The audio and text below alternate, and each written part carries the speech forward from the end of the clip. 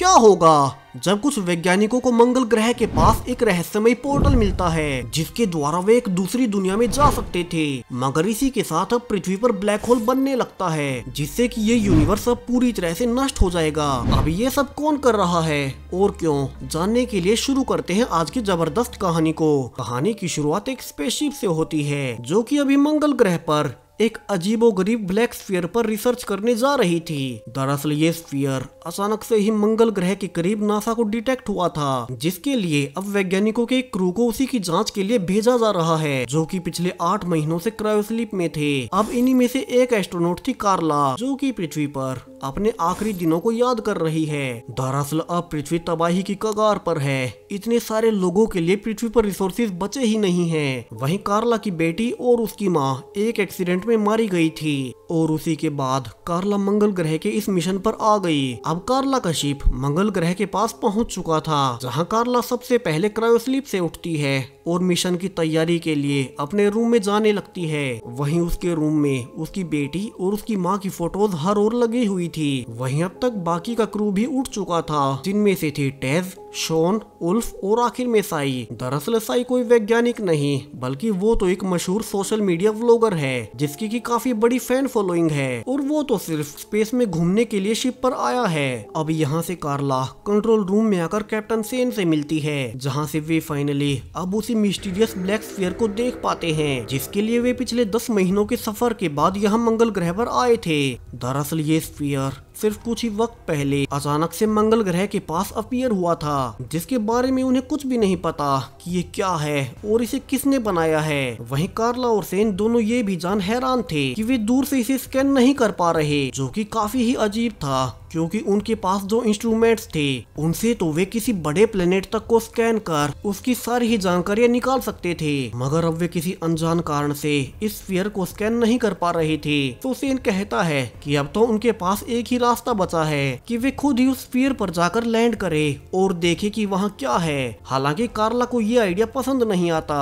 क्योंकि अभी उन्हें अंदाजा नहीं है कि वो कितना खतरनाक हो सकता है, तो वे ऐसे ही रिस्क नहीं ले सकते। वहीं बाकी का क्रू भी अभी तक ये जानने की कोशिश कर रहे थे कि ये अनजान ब्लैक स्फीयर असल में है क्या और किस मटेरियल से बना है। वहीं अब कुछ देर बाद नासा का हेड वेंस सबको पृथ्वी से ही होलोग्राम टेक्नोलॉजी से बात करता है और बताता है कि सारी ही पृथ्वी वासियों की नजर उन्हीं के मिशन पर है और हर कोई जानना चाहता है कि वो ब्लैक स्फीयर है क्या। अब कार्ला उन्हें रिपोर्ट करती है कि अनजान कारणों से उनके शिप के सेंसर्स उस स्फीयर को स्कैन नहीं कर पा रहे, जिसके बाद अब वेंस कहता है कि ये स्फीयर इंसानी इतिहास की अब तक की सबसे बड़ी मिस्ट्री है और चूंकि पृथ्वी वैसे भी तबाह हो रही है, तो क्या पता उन्हें इस स्फीयर से एनर्जी का कोई सोर्स ही मिल जाए, तो उन्हें जल्दी से रिस्क लेकर उस स्फीयर पर खुद जाकर देखना होगा कि वो क्या है, जिसमें कि शिप की एआई मिस उनकी मदद करेगी। तो अब वहां निकलने से पहले सब लोग अपने अपने फैमिली से बात करने रूम में जाने लगते हैं, मगर अब अचानक से कार्ला पाने लगती है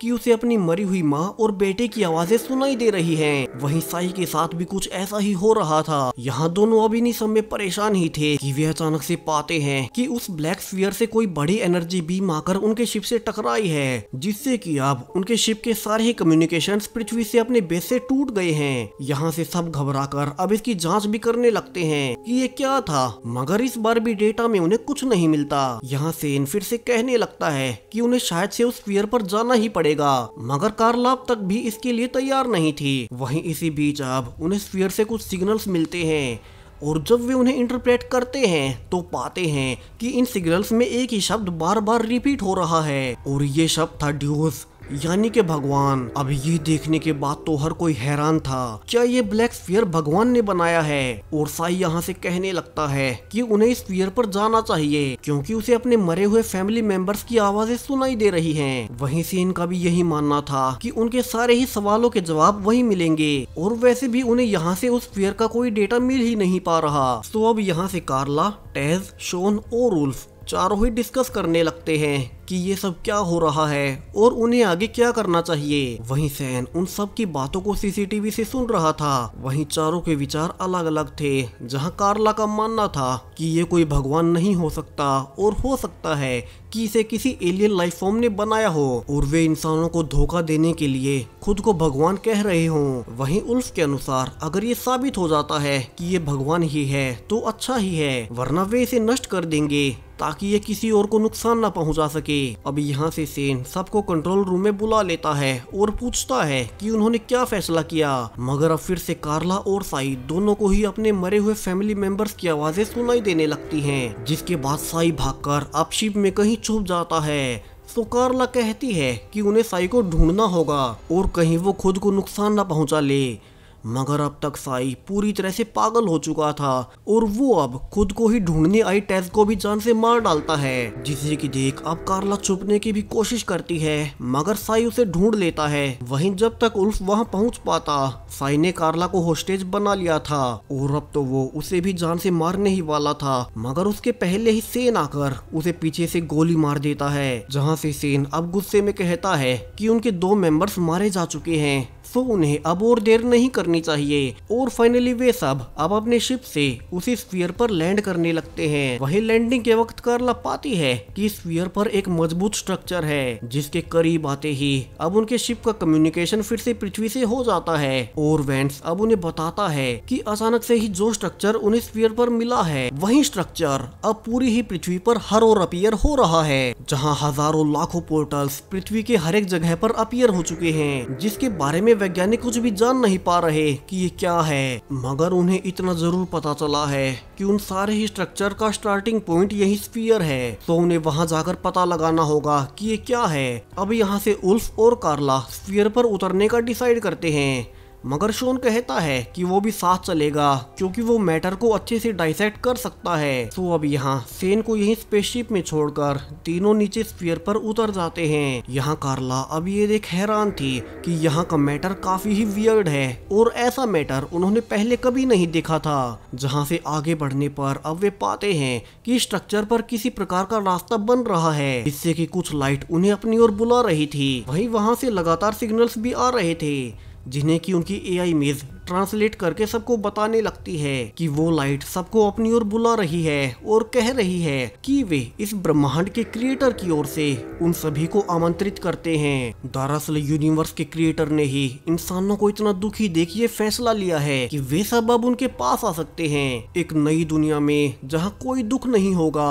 और इसके लिए कार्ला अंदर आकर इस नई दुनिया को देख सकती है और फिर वापस जाकर इंसानों को बता सकती है कि वे अपने ओरिजिनल क्रिएटर के पास उन्हीं पोर्टल से चले जाएं, जो कि पृथ्वी पर हर जगह अपीयर हो चुके हैं। अब कार्ला कहती है कि उन लोगों का क्या जो कि इन पोर्टल्स के जरिए नहीं जाना चाहते और पृथ्वी पर ही रहना चाहते हैं। मगर अब आगे से जवाब आता है कि ये स्फीयर यहाँ से ब्लैक होल में तब्दील हो जाएगा और फिर पूरी पृथ्वी के साथ साथ इस सोलर सिस्टम को ही निकलकर सब कुछ शून्य हो जाएगा। अब यहाँ से शिप से सेन कहता है कि कार्ला को अंदर जाकर देखना चाहिए कि वहाँ की दुनिया कैसी है। सो कार्ला अब उसी पोर्टल में जाने लगती है और यहाँ वो ये देख हैरान रह जाती है कि इस दुनिया में सब कुछ कितना शानदार था। एक बेहद ही खूबसूरत गोल्डन सिटी जिसमें उसे अपनी बेटी फिर से दिखाई देती है और वो उससे मिलने के लिए भागने लगती है, मगर वो उससे मिल पाती उसके पहले ही पोर्टल फिर से बंद हो जाता है और कार्ला यहाँ से खुद को फिर से शिप में पाती है, जहाँ पर वो बौखला चुकी थी और पूछने लगती है कि वो यहाँ कैसे आई। अब यहाँ उल्फ उसे बताता है कि वो उस पोर्टल से बाहर निकली जहाँ वो कुछ भी बोल नहीं रही थी